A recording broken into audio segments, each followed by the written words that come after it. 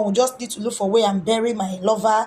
There is still daytime. That what we need to do is just in the night we should come out and dig where we'll bury him. See my lover, I was like, is this my lover that can knock me? Was this just him? Is this just how his chapter just ended like this? Is this life? All I know, I was just enjoying the things of this earth. I was just enjoying myself. You see that, in fact, I was just enjoying myself. That pekus thing was, especially the licking of the pekus, it takes me off anything. If anything is happening, I don't care. But the pekus licker now is nowhere to be found.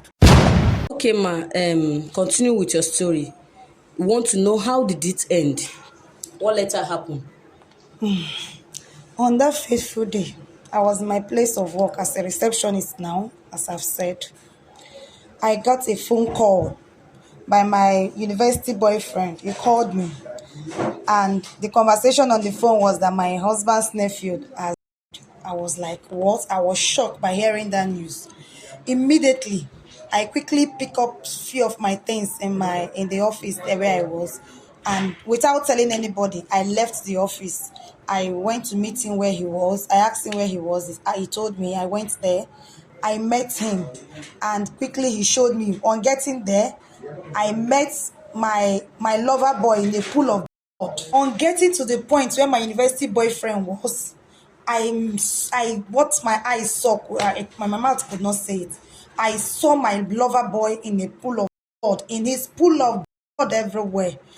At that point, I was broke down. Who did you say that called you? My university boyfriend, the one So that are you came sure back, they you did not know deported. about this thing? He still claimed that it was not intentional, that the boys did mistake, that he was struggling, that my lover was struggling with them. They mistakenly, the boys came out and they just wanted to use it and threaten him so that he will follow them. But when the struggle kept going on, they mistakenly lost the came out and shot him on his forehead, and he was apologizing to me that this was not the plan, but since it has happened, the harm has been done, that we should just be fast about. Even when I was crying, in fact, I wasn't myself. I was like, is this how my lover went? This was not the plan. No, this was not how I wanted him to end, though, this and that. Then my university boyfriend kept on consoling me, telling me that this cry I'm crying will not help the issue. I should just put myself together and let's be fast about whatever we want to do, that the harm has been done. We just need to look for where and bury my lover, and there is still daytime. That what we need to do is just in the night we should come out and dig where we'll bury him. He was saying this as if it was that easy, but within me, I was just going. I was just like a walking house where I was. Seeing my lover, I was like, is this my lover that can knock me? Was this just him? Is this just how his chapter just ended like this? Is this life? What is life all about? Just like this. In fact, that even chickens, fowl, they even have life. Their life is even stronger than we human beings. I was just watching my lover blood fooling everywhere, spreading everywhere. But what could I do? He's gone, he's gone. My tears could not bring him back. And I have to just take what my university boyfriend said. I should put myself together and don't make things look suspicious to people. Let people not start asking, why am I fidgeting? Why am I looking somehow? What is happening? Before they'll start tracing what is wrong with me.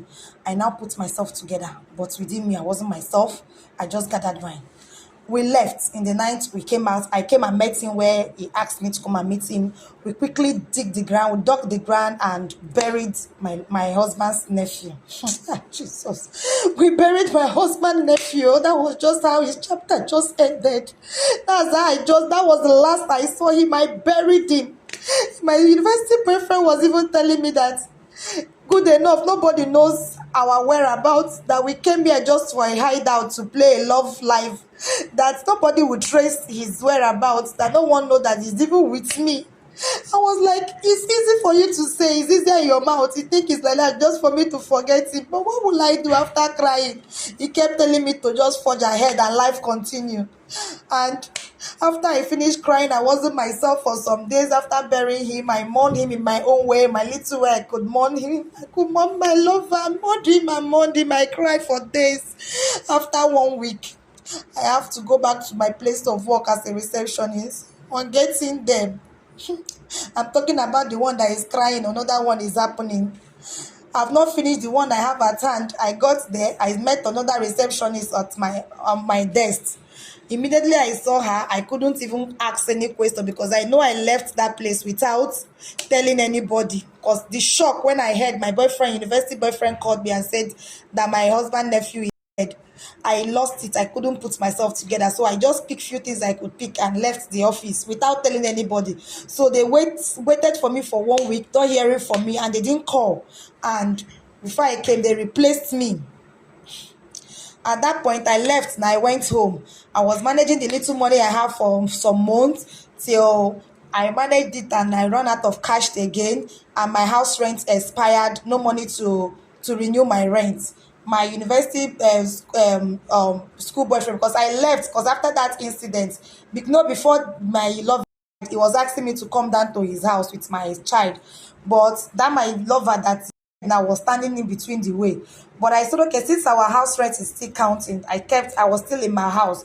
But this time around, I've lost my job and no money again. In fact, I don't even have strength to even start all over again looking for job. I was just out of point. Life just tired me. The next thing I thought of is, since my house rent, I couldn't renew it. My university boyfriend asked me to come over to his house and stay with him, with my child. So I carried my son to his place. We both stayed there. We are living. Stayed there for some months. On a fateful day, will I say that day is an unfortunate day for me? Unfortunately, as I was going to the market, I met one of my relatives. He saw me. He was shocked. I was shocked. Both of us astonished into ourselves, and we were like, "Wow, wow!" Both of us were shocked seeing me. He was like, "For years, they are trying to reach me for 1 year, and now they have tried to reach me, and to no avail. Where I was, everyone tried reaching me on phone. Nobody know where I am. That my mother is dead due to the shock of not seeing me or nobody knowing my whereabouts, that my mother have to give up the ghost, that she's dead because of me." Jesus, at the point of hearing this, my head was like so heavy. Immediately he said my mother, because my mother is in the mortuary. I have to pick race. I left him in the market there. I ran as my leg could carry me. I ran to my house. Immediately I got to my house. I didn't tell my university boyfriend, for the news of my mom is dead.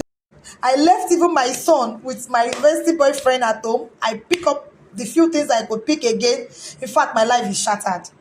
My life is shattered. I just immediately picked my things and entered bus and straight to Lagos. I went down to our house. Before I went to our house, I went to my husband's house in Lagos to meet him first. On getting there, I saw my husband's nephew's parents there, the parents there. I saw my husband relatives, family members. The house was filled up to the brim, to the point I came back, me that was in tears, running to come to my house, and from there moved there and come with my husband to my own house to tell my husband that my mother is, or something like this. On getting there, I met another thing on ground.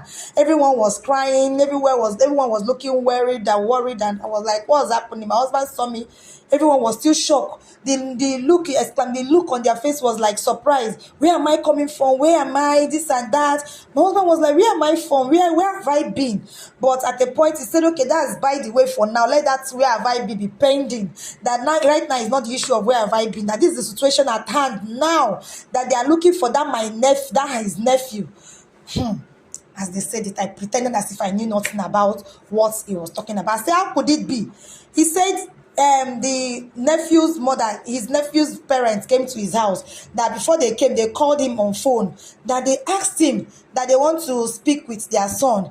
That since 2 months they have been trying to reach their son online. That the son line has not been going. But since all this while, 1 year plus, they have been calling their son. They keep talking with their son on phone. That the son have been speaking with them, but he keep telling them that he's with the uncle in Lagos State, which is their house. And he has been pretending he's still in Lagos. So they thought he's still there, not knowing that he was in Abuja with me.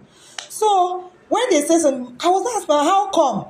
That my husband has said, "You were here now before you travel for your work. You were here when his nephew told him that he was going back to Onitsha." And I said to my husband's nephew's parents, "Yes, I was here before me myself travel.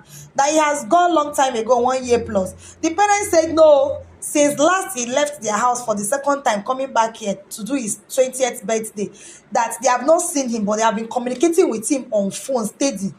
If not since 2 months ago, they call him, his line is not reachable, which was when what happened. That was when he so, but I still pretended. Immediately, I told them that they should not worry. I was calming the situation down, telling them that they should not worry, that they are going to see him. I was giving them hope. When within me, I know that he's gone, he's gone.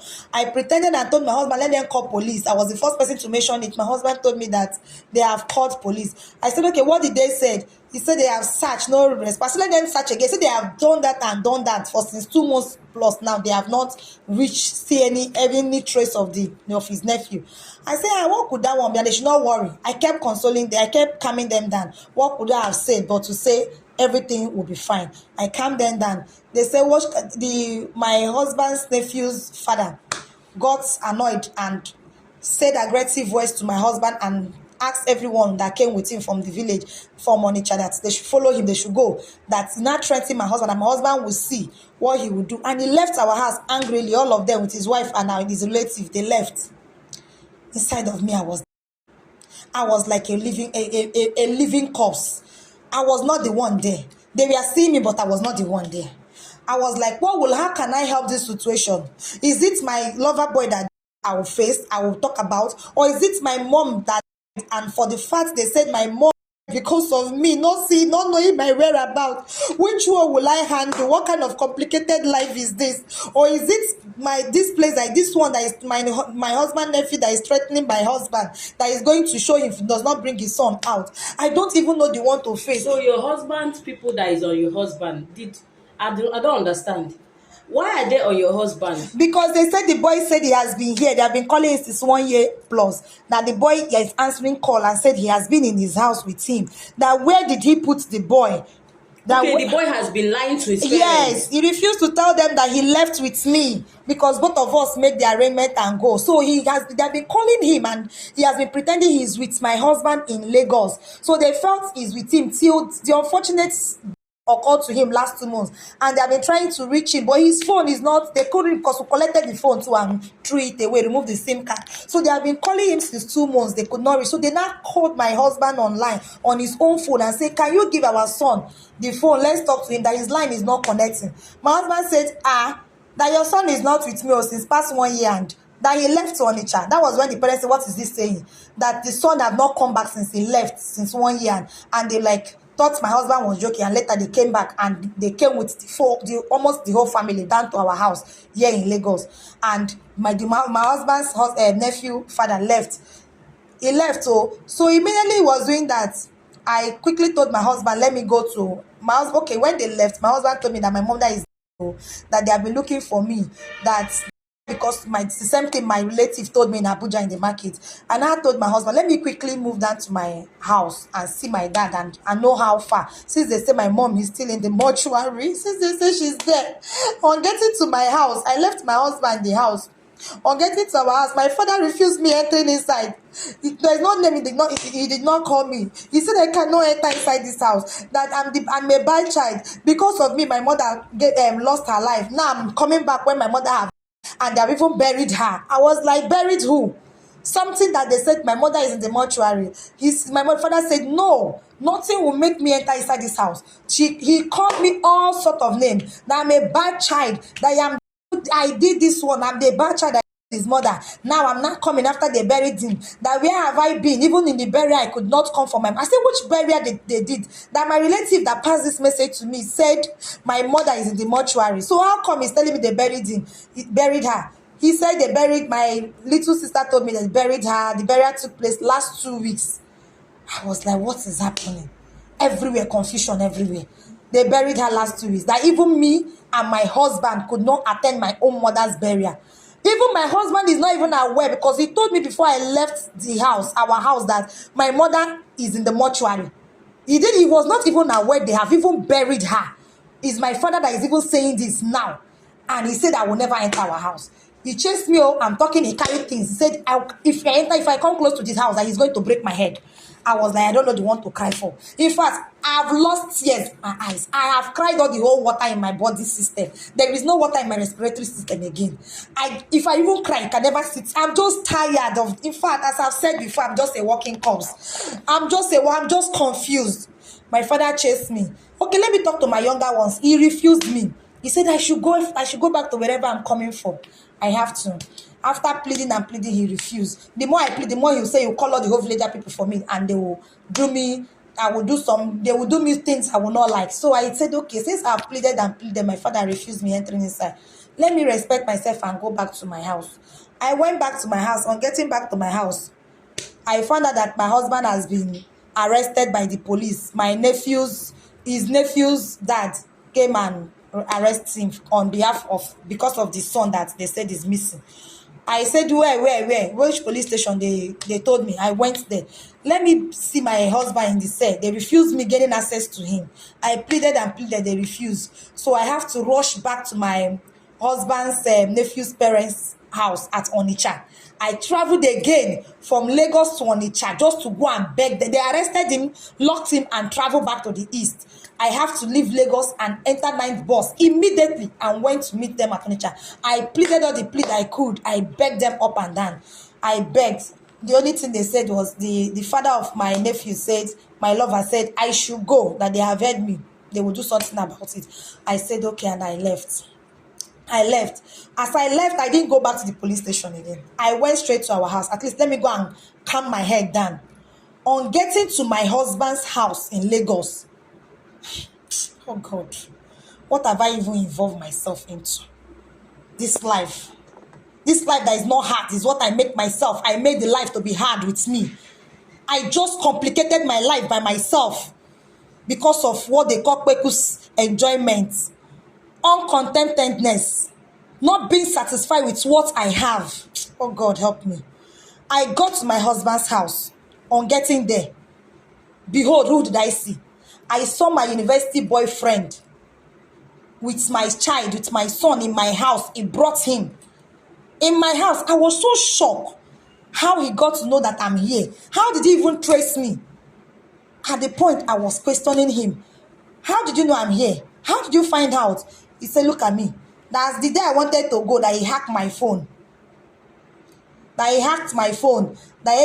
that hacking of my phone, he was tracing all the location. Anywhere I stepped my foot, he was tracing it. I was like, God, what have I involved myself into? As I was talking on that one, we are arguing. He said, okay, there's no problem. That I should carry my son and carry my bag. Let's move back to Abuja. That I didn't even tell him that I was married. Why would I have something of that from him? Okay, he didn't tell you. I didn't tell him. I only told him about my lover. You didn't talk about your husband. I didn't talk about my husband. He thought he have cleared stage. He have cleared what was bridging to offer. He never knew that another one is there. So he was surprised to meet me there, talking about husband. So from the hacking of the phone and the location map that was showing him, maybe he got to be hearing husband, police station, and that was how he surfaced. He came. He said, what is happening? I was thinking at the point him finding out that I have a husband. He was supposed to back out. He refused though. He told me I should carry my child and let's carry ourselves and start going back to Abuja. I was like, you okay? I have an issue at hand. I have complicated life already. My mother is there. They are talking about my mom because of me. I've not even sorted that one that my father did not allow me inside the house. I have not even reconciled with my family member. Or is it my husband that is in the police station in the cell? Or is it the nephew's parents that is carrying him up and down, charging him for kidnap, that they kidnap their son? And you know when they say kidnap is a big issue in our country, Nigeria. I don't even know the one to face. Or is it my heart that is bleeding? That's my lover boy is just like that. Which one will I hold? Or is it that I have a child outside my matrimonial home without my husband knowing? Or which one? Where will I start from then? Where will I start from? Where will I start from? Which one will I solve? Which one will I think about? Which one? I was talking about that. I thought this my school boyfriend university guy would just leave me and go. Let me even rest my brain for once. But he was still adding to my problem. He told me I should come. Let's start going to Abuja. I was at the point arguing with him. Behold, my husband is back to his house. I was shocked because I was not expecting his release. But he came and he said, I never knew that the plea that went to Onitsha to go and plead his nephew's parents, that they have listened to it and they called police station and they released him. And he came back home. He met me with my university boyfriend at home. And the next question was, before he could even enter, I think he must have overheard us talking things before he entered. I believe so. Because the look on his face was like, what is happening here? What is happening? In fact, I was pitying for my husband. Where will he start from? Will that man ever forgive me in this life? Where will he start from? Because my story is very dirty. Where will he start from? Complete. Which of the man will he forgive me with? Is it his nephew or is it this one? And all Where? this thing, he's now aware. He's not even aware. He came inside the house. He was like, what is happening in my house? And the next question is, Oga, please, can you explain who you are? Who are you? That was just it. Nah, I am tired. But I think as I'm saying this, and I'm even getting more, I'm getting a bit strength because I've been with it in my heart, but I said, let me share and let I be condemned and be nailed on the cross. But at the same time, people's advice will let me know what to do. People's advice will give me a bit hope to keep going, living on this earth. If at all God will give me a life to live, because I don't think I deserve to still stay after all this atrocity. So where was your mind when you are doing all this? I don't know. I can't even place it. I can't place it. All I know, I was just enjoying the things of this earth. I was just enjoying myself. You see that, in fact, I was just enjoying myself. That pekus thing was, especially the leaking of the pekus, it takes me off anything. If anything is happening, I don't care. But the pekus leaker now is nowhere to be found. So what later happened? I don't know. At this point, I'm just confused. My life is complicated.